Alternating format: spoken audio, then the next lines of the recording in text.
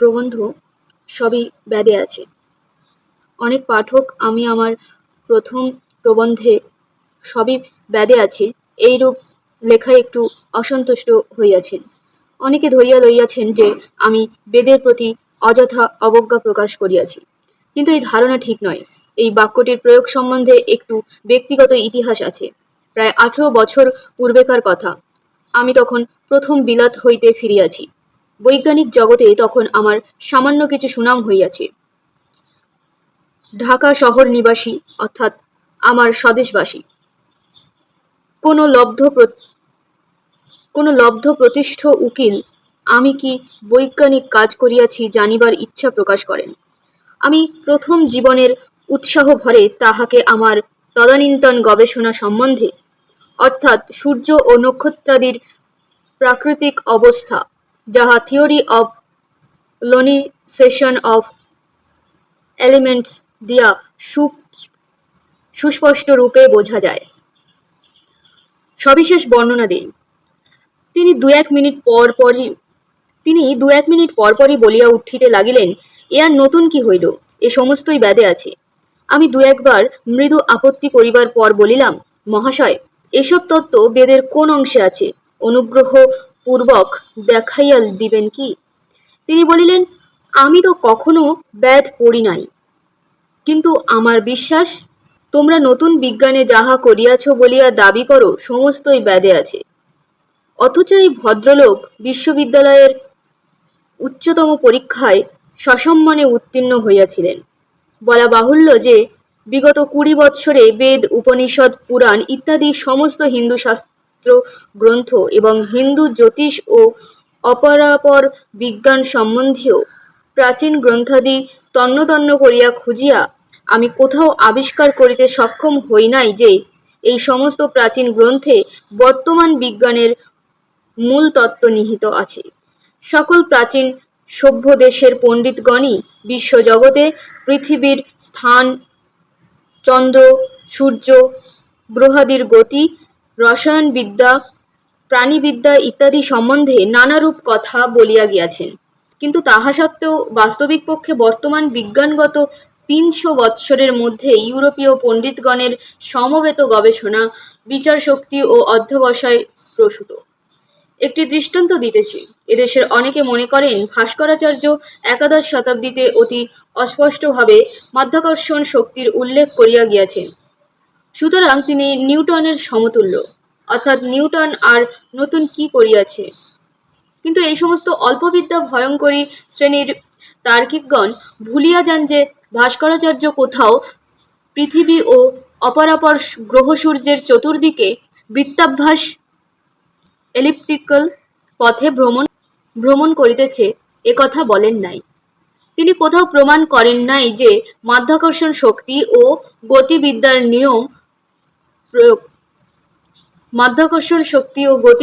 নিয়ম প্রয়োগ করিলে পৃথিবীর ও অপরাপর গ্রহের ভ্রমণকক্ষ নিরূপণ করা যায়। সুতরাং ভাস্করাচার্য বা কোনো হিন্দু, গ্রিক বা আরবি পণ্ডিত কেপলার, গ্যালিলিও বা নিউটনের বহু পূর্বেই মাধ্যাকর্ষণ তত্ত্ব আবিষ্কার করিয়াছেন। এরূপ উক্তি করা পাগলের প্রলাপ বই কিছুই নয়। দুঃখের বিষয় দেশে এইরূপ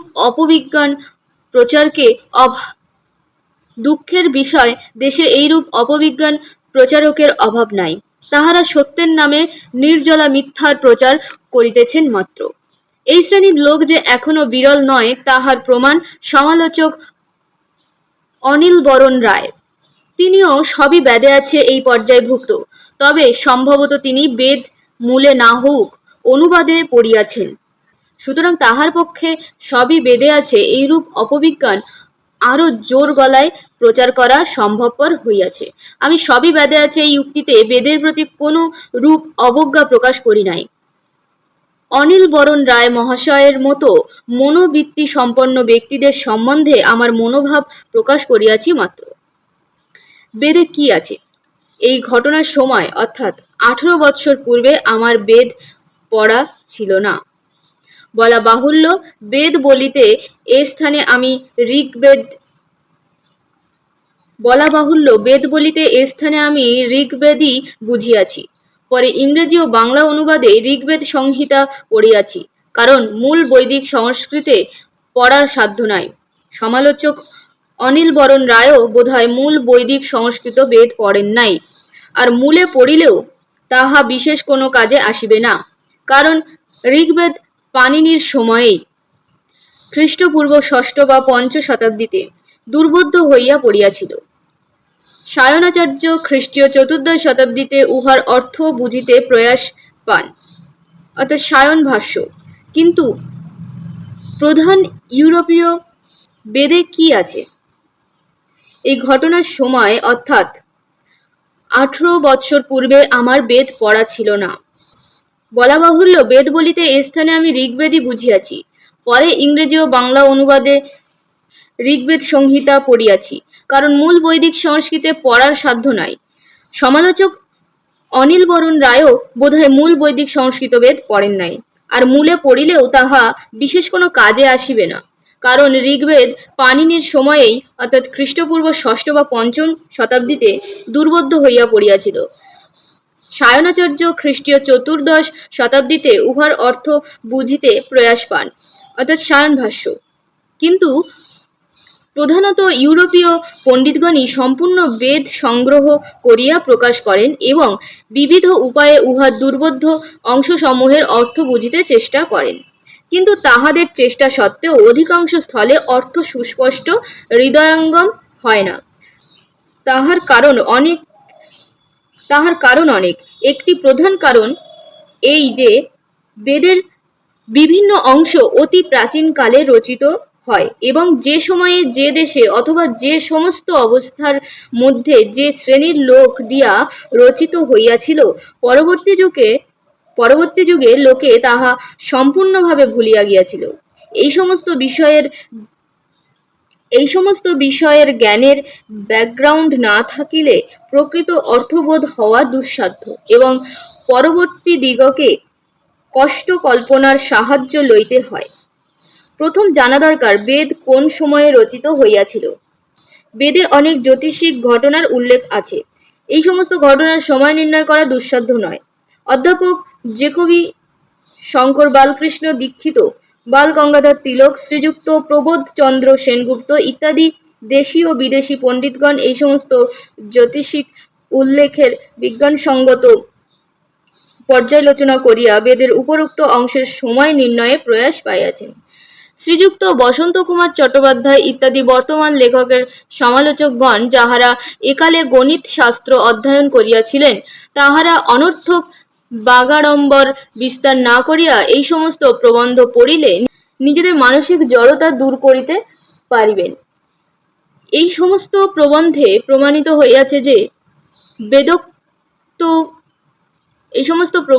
প্রমাণিত হইয়াছে যে বেদোক্ত জ্যোতিষিক ঘটনাগুলির কোনটিকেই খ্রিস্টীয় অব্দের 4 সহস্র বৎসর পূর্বে ফেলা যায় না।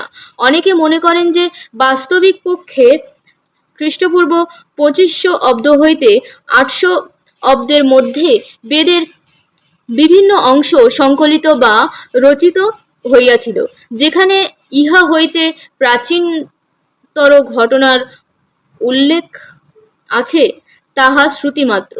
যেমন বর্তমানে এদেশের প্রচলিত পঞ্জিকাতে অশ্বিনী নক্ষত্রকে নক্ষত্রপুঞ্জের আদি ধরা হয়। ইহা বর্তমানে শ্রুতিমাত্র, কারণ বাস্তবিক পক্ষে অশ্বিনী নক্ষত্র আদি নক্ষত্র ছিল খ্রিস্টীয় 505 অব্দে, 1939 অব্দে নয়।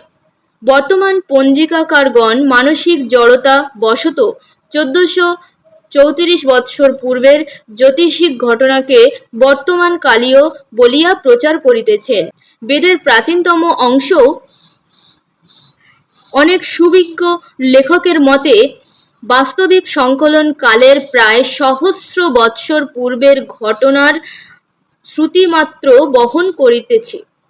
যাহা হউক, বেদের প্রাচীনতম অংশকেও খ্রিস্টীয় অব্দের 2500 বৎসর পূর্বে ফেলিতে ইউরোপীয় পণ্ডিতগণেরও বিশেষ আপত্তি নাই।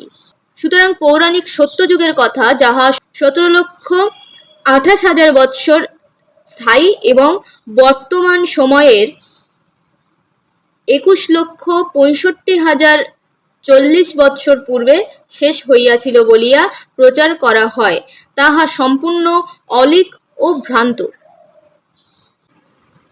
খ্রিস্টপূর্ব 2500 অব্দে পৃথিবীতে নানা স্থানে অনেক বড় বড় সভ্যতার উৎপত্তি হইয়াছিল। মিশরীয় সভ্যতাকে খ্রিস্টপূর্ব 4200 অব্দ পর্যন্ত টানিয়া আনা যায়। আনুমানিক খ্রিস্টপূর্ব 2700 অব্দে মিশরে পিরামিড ইত্যাদি নির্মিত হইয়াছিল। খ্রিস্টপূর্ব 2600 অব্দে ইরাক দেশে সুমেরীয় জাতি সভ্যতার উচ্চ শীর্ষে আরূঢ় ছিল। সম্ভবত খ্রিস্টপূর্ব 1900 অব্দে প্রাচীন সভ্য জগতের কেন্দ্রস্বরূপ ব্যাবিলন নগরী ইরাকের রাজধানীত্ব লাভ করে। নানাবিধ প্রমাণ প্রয়োগে স্থির হইয়াছে যে মহেঞ্জোদারো ও হরপ্পাত যে প্রাবৈদিক ভারতীয় সভ্যতার নিদর্শন পাওয়া গিয়াছে, তাহাকে খ্রিস্টপূর্ব 2500 অব্দের 2-1 শতাব্দীর এদিকে বা ওদিকে টানিয়া আনা যায়। এখন জিজ্ঞাস্য যে বৈদিক সভ্যতা এই সময়ে কোন দেশে প্রচলিত ছিল এবং প্রাচীন মিশরীয়, সুমেরীয় ও প্রাবৈদিক ভারতীয় সভ্যতার সহিত উহার কোনো আদান প্রদান ছিল কিনা। বৈদিক সভ্যতার প্রথম উল্লেখ পাওয়া যায় 1450 পূর্ব খ্রিস্ট অব্দের মিটানীয় রাজাদের উৎকীর্ণ লিপিতে। এই রাজাগণ আধুনিক মোসাল নগরীর উত্তর পশ্চিম অংশে বাস করিতেন এবং তাহারা যেরূপ সম্ভ্রমের সহিত মিশরীয় ও ব্যাবিলনীয় সভ্যতার উল্লেখ করিয়াছেন, তাহা হইতে ধারণা হয় যে নিজেদের সভ্যতাকে উক্ত দুই সভ্যতার সমপর্যায়ভুক্ত মনে করিতেন না। আর একটি প্রণিধানযোগ্য বিষয় এই যে, যদিও প্রাচীন মিটানীয়গণ ইরানিয়ান অর্থাৎ পারস্য দেশবাসী আর্যগণ ও ভারতীয় বৈদিক আর্যগণ সকলে প্রায় এক ভাষাভাষী ছিলেন, কিন্তু এতবৎ কাল পর্যন্ত তাহাদের নিজস্ব কোনো লিপি ছিল বলিয়া কোনো অবিসম্বাদিত প্রমাণ পাওয়া যায় নাই। বরঞ্চ প্রমাণ পাওয়া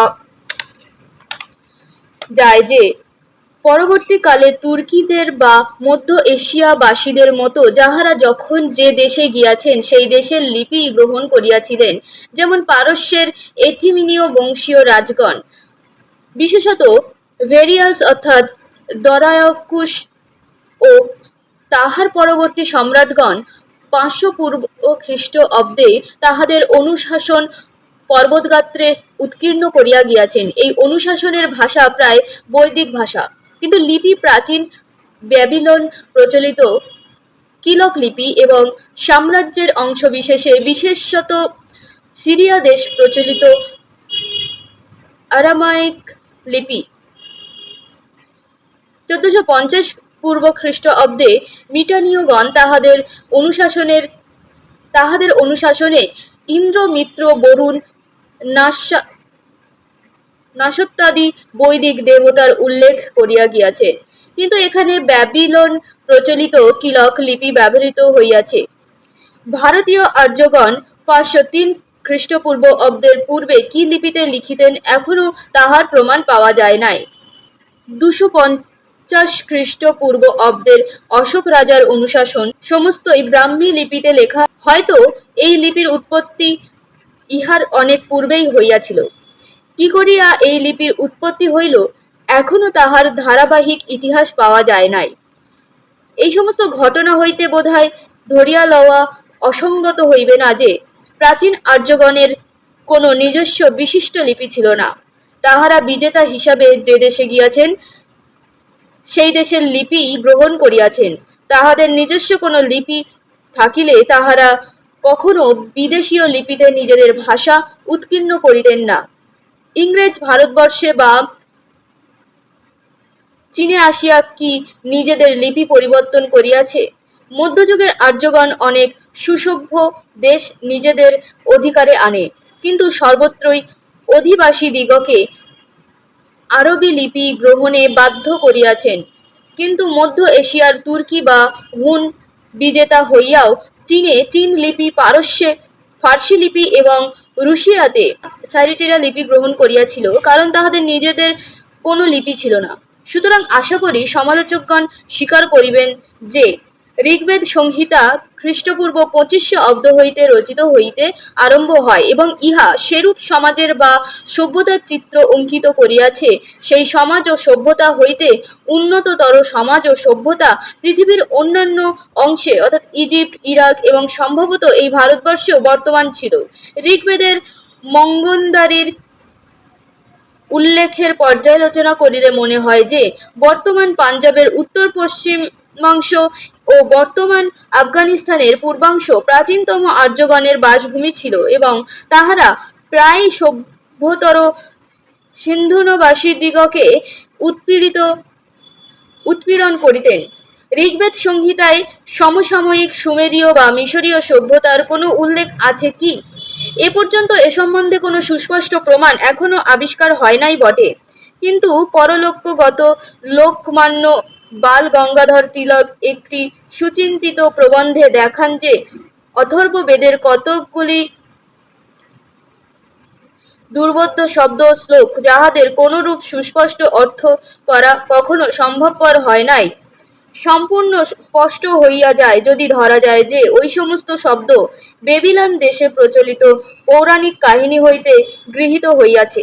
যদি ধরিয়া লওয়া যায় যে অথর্ব বেদ 1500 থেকে 1600 খ্রিস্টপূর্ব অব্দে রচিত হইয়াছিল, তাহা হইলে তিলকের প্রবন্ধ হইতে প্রমাণ হয় যে এই সময়ে ভারত ও ব্যাবিলনের ভিতর যোগাযোগ ছিল। হয়তো ঋগ্বেদের অনেক দুরূহ অংশেরও এইভাবে মীমাংসা হইতে পারে।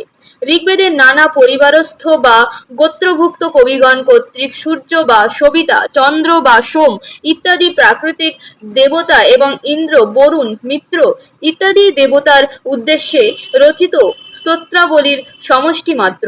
অনেকের মতে মিত্র, বরুণ, বিষ্ণু ইত্যাদি দেবতাও সূর্যেরই প্রতীক মাত্র, কিন্তু নক্ষত্রাদি ও প্রাকৃতিক শক্তিকে দেবতা রূপে কল্পনা করিয়া তাহাদের স্তব স্তুতি করা বৈদিক আর্যদের মৌলিক আবিষ্কার বা একচেটিয়া ব্যবসায় ছিল না। বৈদিক সভ্যতার সমসাময়িক মিশরীয় ও সুমেরীয় সভ্যতাতে এবং প্রায়শই সর্বত্রই প্রাচীন সভ্যতার স্তর বিশেষে সর্বজাতির মধ্যে এই মনোবৃত্তির পরিচয় পাওয়া যায়। প্রাচীন মিশরীয়গণ সূর্য বা রা দেবতাকে প্রধান দেবতা ও সৃষ্টিকর্তা বলিয়া মনে করিতেন। সুইন্স তারকা বা লুব্ধক নক্ষত্র, যাহা আকাশে জ্যোতিষ্ক মণ্ডলীর শ্রেষ্ঠ স্থানীয়, তাহাকে তাহারা তাহাদের আইসিস দেবীর প্রতীক মনে করিতেন। প্রাচীন সুমেরীয় গণের অধিকাংশ দেবতাই ছিল গ্রহ নক্ষত্রাদিমূলক, যেমন an or an আকাশ বা দো,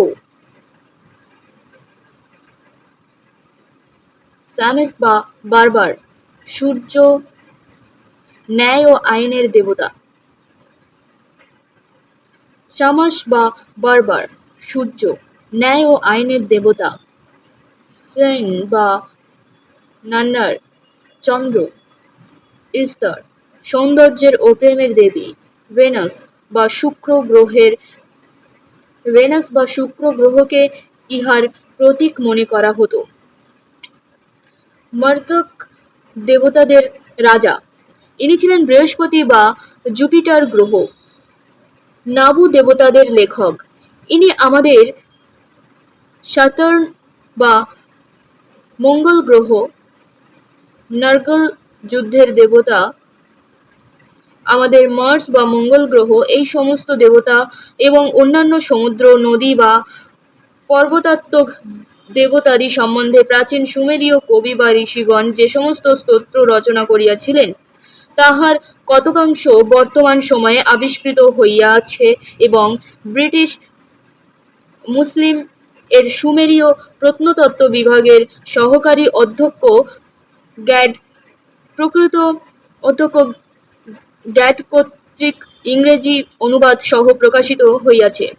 ইজিপ্ট দেবতাদের উদ্দেশ্যে রচিত স্তোত্রাবলী ও Egyptian Book of the Dead নামক গ্রন্থে সংকলিত হইয়াছে। কিছুদিন পূর্বে পরলোকগত সুপ্রসিদ্ধ আমেরিকান প্রত্নতাত্ত্বিক অধ্যাপক ব্রাস্ট তাহার ডন অফ কনসেস ইন দ্য ওয়ার্ল্ড এই গ্রন্থে প্রমাণ করিয়াছেন যে খ্রিস্টীয় বাইবেলে যে সমস্ত আধ্যাত্মিক বাণীকে যীশুখ্রিস্টের মুখনিসৃত বলিয়া বর্ণনা করা হয় তাহার অধিকাংশই ভাবত নয়, এমনকি অক্ষরও প্রাচীন ব্যাবিলনীয় ও মিশরীয় শাস্ত্রাদি হইতে ধার করা, অর্থাৎ বাস্তবিক পক্ষে 4000 পূর্ব খ্রিস্টঅব্দ হইতে 600 খ্রিস্টপূর্ব অব্দ পর্যন্ত দুটি সুপ্রাচীন সভ্য জাতি তাহাদের বহু সহস্র বৎসরের অভিজ্ঞতার ফলে যে সমস্ত আধ্যাত্মিকতার তত্ত্ব আবিষ্কার করিয়াছিলেন, পরবর্তীকালে তাহাই খ্রিস্টীয় ধর্মের আধ্যাত্মিকতার ভিত্তি গঠন করিয়াছে। কিন্তু খ্রিস্ট ধর্মে এবং আরও অপরাপর ধর্মে গ্রহ নক্ষত্র ও নদী পর্বতাত্মক দেবতা সমূহ নিষ্প্রয়োজনীয় বলিয়া পরিত্যক্ত হইয়াছে। পরবর্তী 200 বৎসরের ইতিহাস প্রমাণ করিয়াছে যে আধ্যাত্মিকতার ভিত্তি গঠনের জন্য বহু দেবতার উপাসনার কোনো প্রয়োজন নেই। বেদ ও বেদ পরবর্তী শাস্ত্রাদি পর্যালোচনা করিলেও একবিধ সিদ্ধান্তে উপনীত হওয়া যায়। মহেঞ্জোদারোর সময় এবং অশোকের সময়ের মধ্যবর্তী যুগের ইতিহাস লিখিবার উপাদান এখনো খুঁজিয়া পাওয়া যায় নাই, কিন্তু এই সময়ের মধ্যে ভারতীয় ধর্ম ও সভ্যতার সমস্ত মূল সূত্র আবিষ্কৃত ও গঠিত হয়। বৈদিক সভ্যতার ও প্রাবৈদিক ভারতীয় সভ্যতার 2টি ও 3টি বিভিন্ন ধারার সঙ্গমের ফলেই ভারতীয় ধর্ম, সমাজ ও সভ্যতা গঠিত হয়। পরবর্তী যুগের অর্থাৎ খ্রিস্টপূর্ব 300 অব্দের পরবর্তীকালে লিখিত মহাভারত, রামায়ণ, পুরাণ ইত্যাদিতে এই 1200 বৎসরের ঘটনাবলী অস্পষ্ট শ্রুতিমাত্র পাওয়া যায়। বৈদিক আর্যগণ যখন ভারতবর্ষে আসেন পরবর্তীকালে, আনুমানিক বৌদ্ধ ধর্মের উৎপত্তি কয়েক শতাব্দী পূর্ব হইতেই। বৈদিক যাগযজ্ঞের কার্যকারিতা সম্বন্ধে নানা প্রশ্ন ওঠে।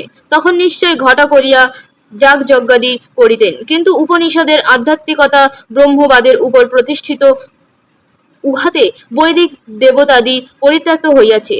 বৌদ্ধ ও জৈনগণ বেদকে সম্পূর্ণ অগ্রাহ্য করিয়া নিজেদের ধর্মমত গঠন করেন, কিন্তু যে সমস্ত শাস্ত্র বা দর্শন খাঁটি সনাতনী বলিয়া প্রচলিত, মূলত তাহাদের অনেকাংশই বেদ বিরোধী। যেমন ধরা যায়ক সাংখ্য দর্শন, ইহার বিস্তৃত সমালোচনা করিয়া বঙ্কিমচন্দ্র বলিয়াছেন, বেদের সংজ্ঞা সাংখ্যে কোথাও নাই, বরং বৈদিকতার আড়ম্বর অনেক। কিন্তু সাংখ্য প্রবচনকার বেদের দোহাই দিয়ে শেষে বেদের মূলচ্ছেদন করিয়াছেন। বেদের উৎপত্তি সম্বন্ধে বিবিধ হিন্দু শাস্ত্রের সমস্ত মত বঙ্কিমচন্দ্র বিবিধ প্রবন্ধের 5ম পরিচ্ছেদে উদ্ধৃত করিয়াছেন। কৌতূহলী পাঠক পড়িয়া দেখিতে পারেন। এই সমস্ত মত অনুধাবন করিয়া দেখিলে স্পষ্ট প্রতীয়মান হয় যে বেদ অপৌরুষের ও অভ্রান্ত এই মত অপেক্ষাকৃত আধুনিককালে অর্থাৎ পুরাণাদি রচনার সময় প্রচলিত হইয়াছে। প্রাচীনকালের শাস্ত্রগ্রন্থাদিতে বেদের উৎপত্তি সম্বন্ধে নানারূপ অদ্ভুত ও অস্পষ্ট মত প্রচলিত আছে, কিন্তু কোন মতই বেদকে অপৌরুষের ও অভ্রান্ত প্রতিপন্ন করিতে চেষ্টা করে নাই। একটা কথা উঠিতে পারে, বেদের এতটা প্রতিপত্তির কারণ কি? যাহারা বেদ মতবিরোধী তাহারাও বেদের দোহাই দেন কেন? এক কথায় উত্তর আরেকটি ধর্ম হইতে দেওয়া যাইতে পারে। তাহা হইতেছে ইসলাম ধর্ম, যাহা কোরআনের উপর প্রতিষ্ঠিত। হযরত মুহাম্মদ ঈশ্বরের প্রত্যাদেশ শুনিয়া যাহা বলিয়া যাইতেন, তাহার শিষ্যগণ তাহা লিপিবদ্ধ করিয়া ফেলিতেন। এই সংগ্রহই হইল কোরআন। কিন্তু হযরত মুহাম্মদের মৃত্যুর 20 বৎসরের মধ্যেই নানা কারণে বিশাল ইসলাম জগতের বিভিন্ন অংশে কোরআনের নানা রূপ, পাঠ ও অনুলিপি প্রচলিত হয়। তখন খলিফা বা ইসলাম জগতের অধিনায়ক ছিলেন ওসমান। খলিফা ওসমান দেখিলেন যে বিভিন্ন দেশে বিভিন্ন রকমের কোরআনের প্রচলন হইতে থাকিলে শীঘ্রই ইসলাম ধর্মের অনৈক্য দেখা দিবে, ইসলাম জগৎ শতধা বিভক্ত হইবে। ইহার প্রতিকার কল্পে তিনি এক অভিনব উপায় উদ্ভাবন করিলেন। তিনি তৎকালে হযরত মুহাম্মদের যে সমস্ত শিষ্য ও কর্মসঙ্গী জীবিত ছিলেন, তাহাদিগের একটি বৃহতি সভা আহ্বান করিলেন এবং বিভিন্ন দেশে প্রচলিত কোরআনের রচনাবলী বাস্তবিকই হযরতের মুখনিসৃত কিনা তদ্বিষয়ে তাহাদের সাক্ষ্য গ্রহণ করিতে লাগিলেন। বহুদিন এইরূপ পরীক্ষার পর যে সমস্ত রচনা প্রকৃতপক্ষে হযরতের মুখনিসৃত বলিয়া প্রতিপন্ন হইল, সেই সমস্ত লিপিবদ্ধ করিয়া প্রকৃত কোরআনের পাণ্ডুলিপি প্রণয়ন করিলেন এবং নিয়ম বাঁধিয়া দিলেন যে যদি ভবিষ্যতে কোরআনের কোনো অনুলিপিতে কিছুমাত্র ভুল থাকে, তাহা অশুদ্ধ বলিয়া বিবেচনা করিতে হইবে। এই কড়া নিয়মের জন্য বিগত চতুর্দশ শতাব্দী ধরিয়া বিশাল ইসলাম জগতের কোথাও কোরআনের পাঠ পরিবর্তন সম্ভবপর হয় নাই। ইসলাম জগতে সর্বত্রই কোরআন এক। কিন্তু এইরূপ কড়াকড়ি সত্ত্বেও ইসলাম ধর্মে নানারূপ সম্প্রদায়ের সৃষ্টি হইয়াছে। অধ্যাপক তারাচাঁদের মতে বর্তমানে ইসলামে ৭২টি বিভিন্ন সম্প্রদায় আছে। সকল সম্প্রদায়ই বাহ্যত কোরআনকে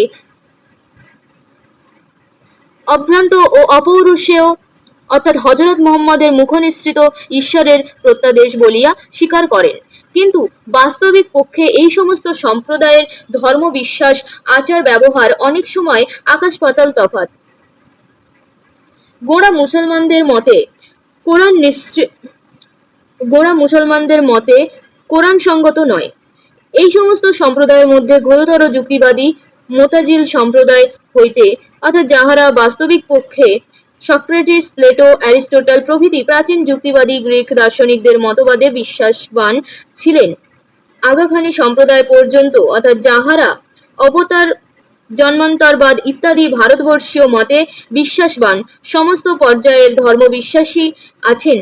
তাহার কারণ ইসলাম ধর্ম অতি অল্প কাল মধ্যেই সিরিয়া, পারস্য, ইরাক, মধ্য এশিয়া ইত্যাদি নানা দেশে প্রচারিত হয় এবং এই সমস্ত দেশের অধিবাসীগণ ইসলাম ধর্মে দীক্ষিত হইলেও বাস্তবিক স্বদেশ প্রচলিত ধর্মবিশ্বাস একেবারে ছাড়িতে পারে নাই।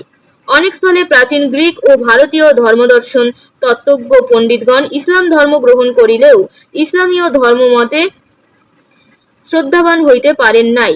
কিন্তু রাজশক্তি ইসলাম ধর্মাবলম্বী তাহাদের বিরুদ্ধে কথা বলিবার মতো সাহসও তাহাদের ছিল না। সুতরাং বাহ্যত কোরআনের দোহাই দিয়া তাহারা বাস্তবিক পক্ষে গোঁড়া মুসলমানদের মতে কোরআন বিরুদ্ধ ধর্মমত পোষণ করেন। বেদের অভ্রান্ততার সম্বন্ধেও এই বক্তব্য চলে। বৈদিক আর্যগণ যখন ২৫০০ খ্রিস্টপূর্ব অব্দের কিছু পূর্বে বা পরে উত্তর ভারতের সর্বত্র নিজেদের আধিপত্য বিস্তার করেন, তখন তাহাদের নেতা পুরোহিত অর্থাৎ ঋষি ও রাজগণ খুব আড়ম্বর করিয়া যাগযজ্ঞের অনুষ্ঠান করিতেন। এই যাগযজ্ঞের অনুষ্ঠানকালে তাহারা তাহাদের উপাস্য দেবদেবীর উদ্দেশ্যে স্তোত্র গান করিতেন এবং পশু বলি প্রদান করিতেন। পাণিনির পূর্বেই এই সমস্ত স্তোত্রাদি সংকলিত গণিত ও মণ্ডলাদিতে বিভক্ত হয়, কিন্তু উপনিষদের যুগ হইতেই চিন্তাশীল ঋষিগণ বৈদিক যাগযজ্ঞের আধ্যাত্মিকতা সম্বন্ধে সন্দিগ্ধ চিত্ত হইতে থাকেন। এদিকে প্রাবৈদিক ভারতীয় সভ্যতায় যে সমস্ত লোকের ধর্মবিশ্বাস ছিল সম্ভবত পাশুপত ধর্ম বা নারায়ণীয় ধর্ম, তাহারাও ক্রমে অন্য প্রকারে প্রতিষ্ঠা লাভ করিতে চেষ্টা করিতে থাকে। দেশের রাজশক্তি ও পুরোহিত শক্তি বৈদিক ক্রিয়াকাণ্ডে প্রগাঢ় বিশ্বাসবান, সুতরাং তাহাদের বিরুদ্ধে প্রকাশ্যে নিজেদের মতবাদ প্রচার করার সাহস প্রাচীন ধর্মবিশ্বাসীদের ছিল না।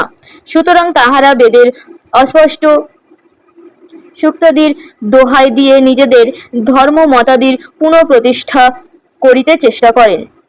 এই জন্য প্রাবৈদিক শিব পশুপতি বেদের আমলের দেবতা রুদ্রের সহিত এক হইয়া গেলেন এবং বেদের সৌর দেবতা বিষ্ণু সহিত নারায়ণীয় ধর্মের নারায়ণের একত্ব সম্পাদনের প্রয়াস হইল।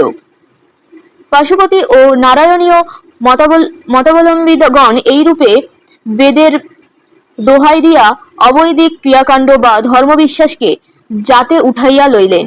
যদিও অনেক স্থলে গোঁড়া বেদ বিশ্বাসীগণ তাহাতে সন্তুষ্ট হইতে পারেন নাই, কিন্তু জৈন বা বৌদ্ধেরা ওই পথে মোটেই গেলেন না।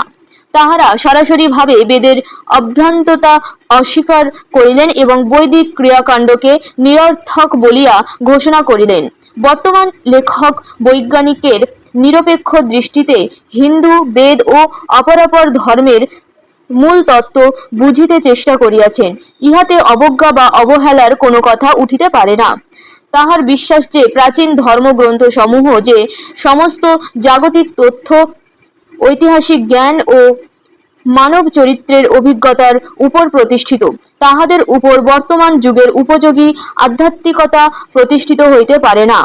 কিরূপে বৈজ্ঞানিক মনোবৃত্তির ভিত্তিতে নবযুগের উপযোগী আধ্যাত্মিকতার প্রতিষ্ঠা হইতে পারে, প্রবন্ধান্তরে তাহার সবিশেষ আলোচনা করা যাইবে।